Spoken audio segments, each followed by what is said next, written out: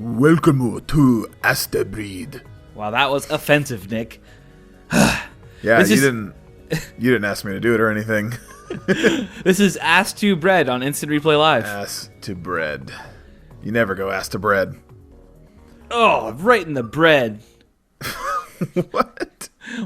So this game, we don't know anything about this game. No, that's true. We dicked around in it a little bit. But it looks fucking rad. I dicked around in Astebreed. Oh. You can't use the Astebreed, Joe. Can I not? It doesn't work that way. There's some basic education I think you might lack.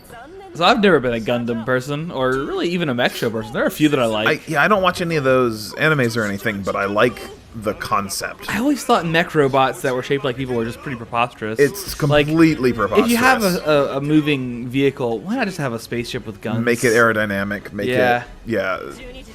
The human form is not the most efficient form, period. It boggles me that it's such an enduring, cliche. Yeah. That said, I'm not going to deny that there are moments where it gets really cool. Yeah. But it doesn't necessarily, I don't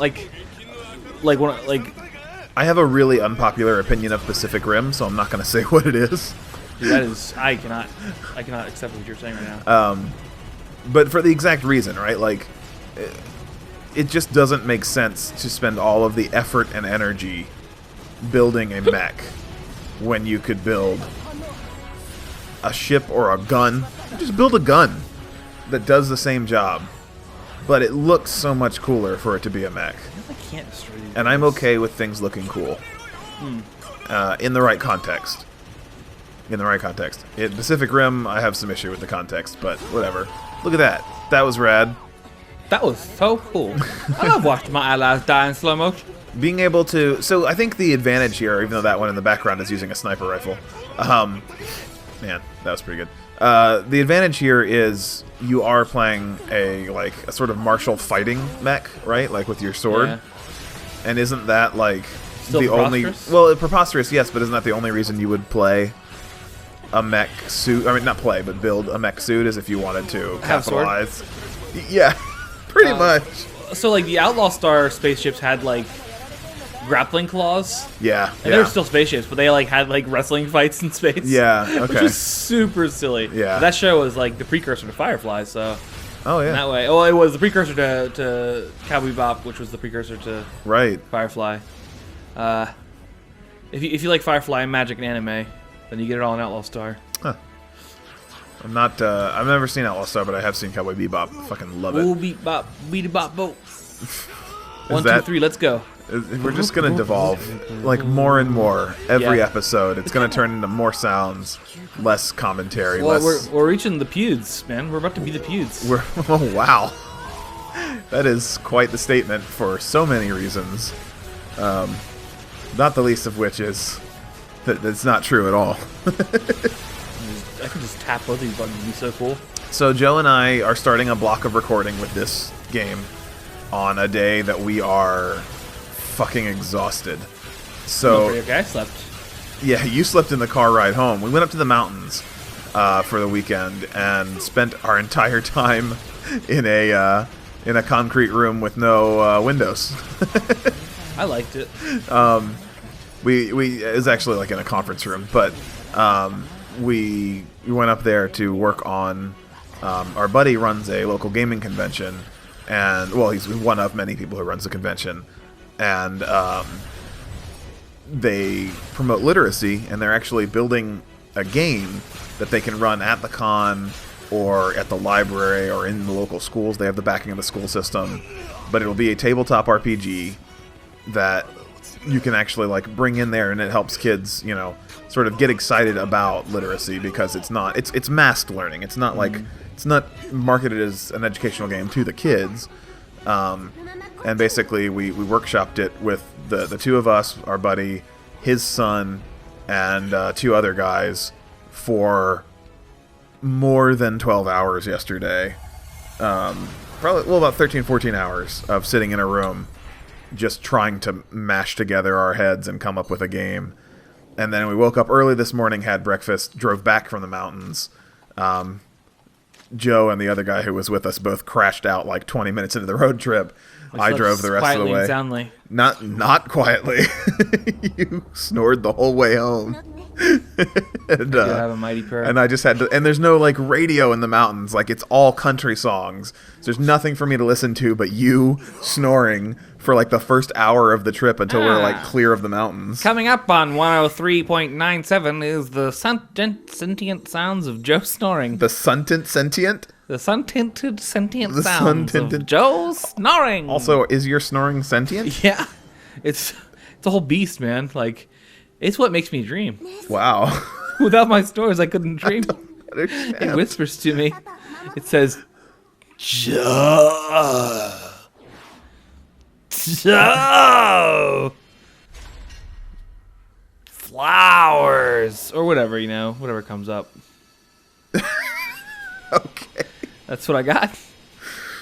So anyways, if you like super tired commentary that doesn't make any sense, flowers, buckle in for this series, because we're recording as much of it as we can today. In space. I think we'll give it an episode or two, actually, before we decide if we're going to do a full series on this, because heck yeah. I'm a little worried it's going to become too repetitive. It looks sweet as hell. We can probably play a couple episodes of it. And I guess the story here going so far, we've talked over entirely, but is that some kind of war. Yeah, there's some kind of war. This guy's gotten damaged, and his daughter is able to have like a communication with him, but she's not really like he's going to battle, and she's talking to him while he's going into battle, and almost certainly going to die.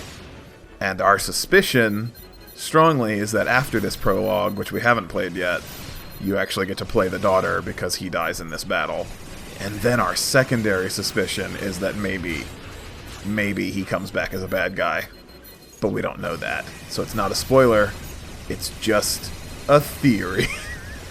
A tired theory. A super sleepy theory. We're gonna get super sleepy. These are the sounds of sleep. But I love these changing camera angles. Yeah, it's really... that shit... I mean, it all plays the same regardless. Yeah, and that's okay, right? Like, it's just dynamic. an aesthetic change. Yeah. Got the illusion of being dynamic. Right. I'm cool with that. And I like sometimes really busy games like this. Like this is a prologue. I expect it to get a lot busier on screen before this is over. Yeah.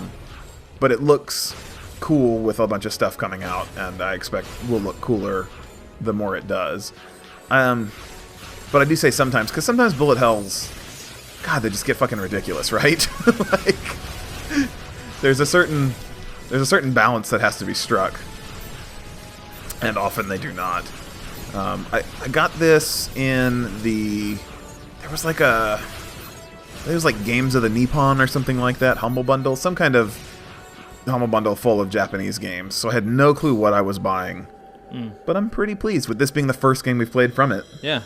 I like losing my half my torso, or half my legs. You like losing half of your legs? I like losing just one leg?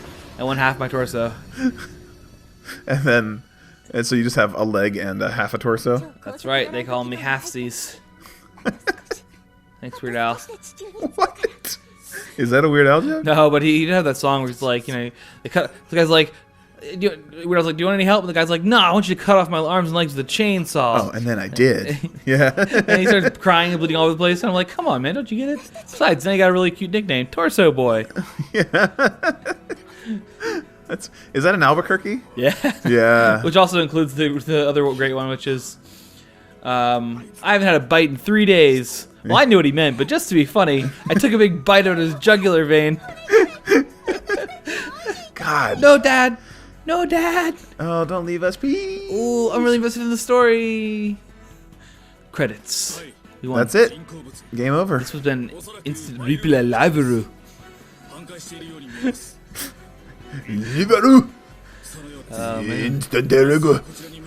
So comment below if you want us to replay this game.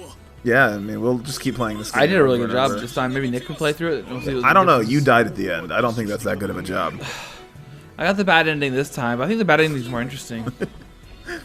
I like how all the character names are kind of... Rondi. Well, like that's not a character name. That's an actor name. May? Fucking, what a ridiculous anime-style name. And that was the English translator, who was a real person. Wait, what? I think it was a company. Oh. What I was saying is, like, most of the character names were all just fucking like really exotic names, and then one guy was just Daniel O'Brien. Oh, yeah. Hey, look, it's Anal Vice. Remember when you said that joke? Off camera or off thing? Yeah, it was a thanks. I love it. I was thinking about saying it, and then I was like, nah, I'll just leave it off. And you took it. I had to sing Edelweiss in 6th grade for some kind of school play, not play, but like a school music performance thing. Don't start because we're gonna end here. Oh. Anyway, and somehow from 6th grade till now, I had never considered that Edelweiss sounds like anal vice until you said that today. And I would like to leave everybody with that thought until the next time on Instant Replay Live, when we actually start the real game, not just the prologue. See you in the anal vice. Wow, wow.